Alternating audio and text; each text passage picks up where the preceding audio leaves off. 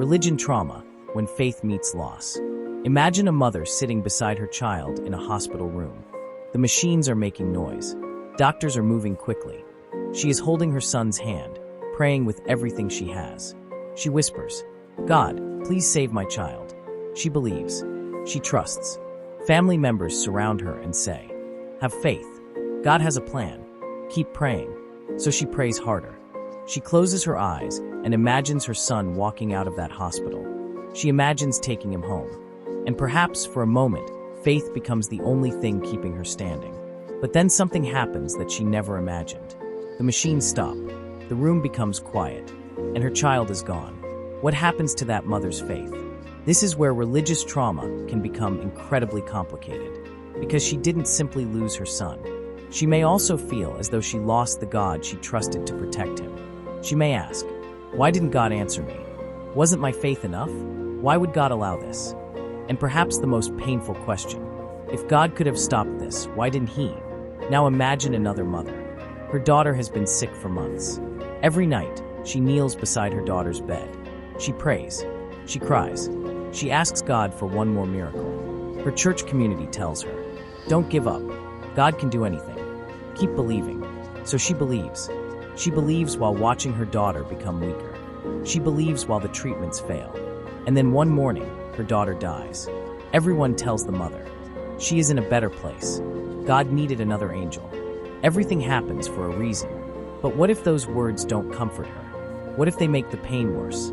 Because she may be thinking, "I didn't want her in a better place. I wanted her here. I wanted to hear her laugh. I wanted to watch her graduate. I wanted to see her grow old. I wanted my daughter." Sometimes grief isn't looking for an explanation. Sometimes grief simply wants the person back. This is where religious trauma can intersect with grief. A person may be grieving two losses at the same time. The first loss is the person they loved. The second may be their understanding of God, prayer, justice, or the meaning of life. Imagine spending your entire childhood being taught that God protects his children. Then you watch your child die. Imagine being told that prayer works.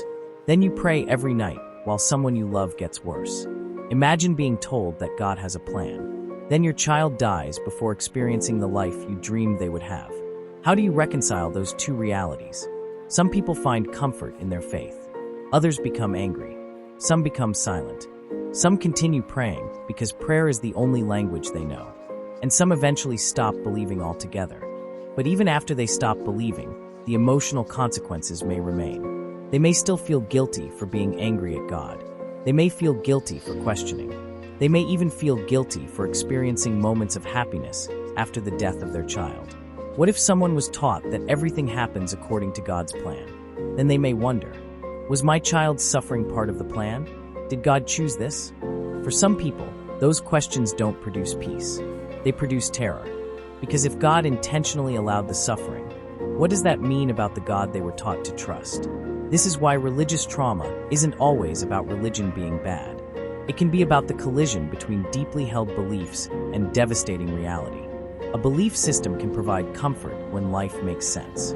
But what happens when life becomes something you cannot explain? A mother can love God deeply and still be furious with God. She can pray and scream at the same time. She can believe and doubt in the same breath.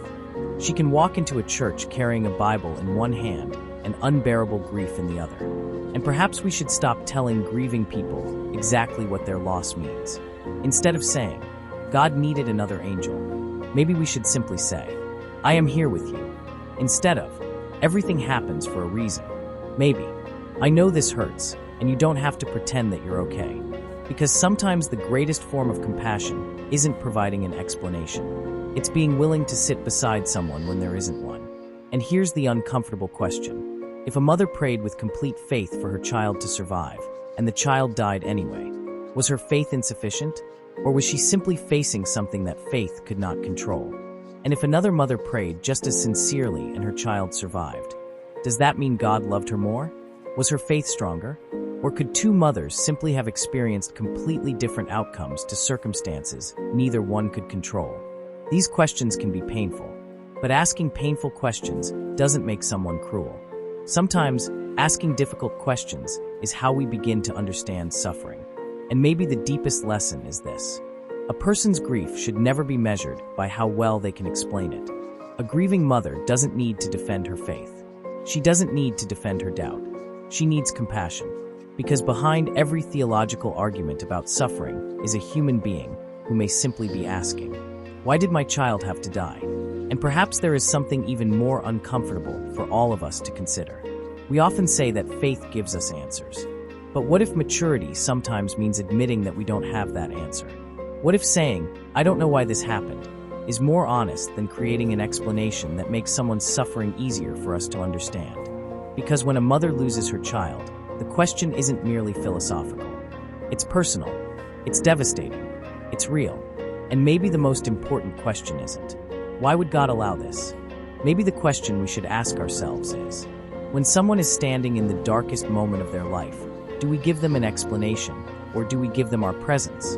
Because sometimes the most powerful act of faith isn't having an answer.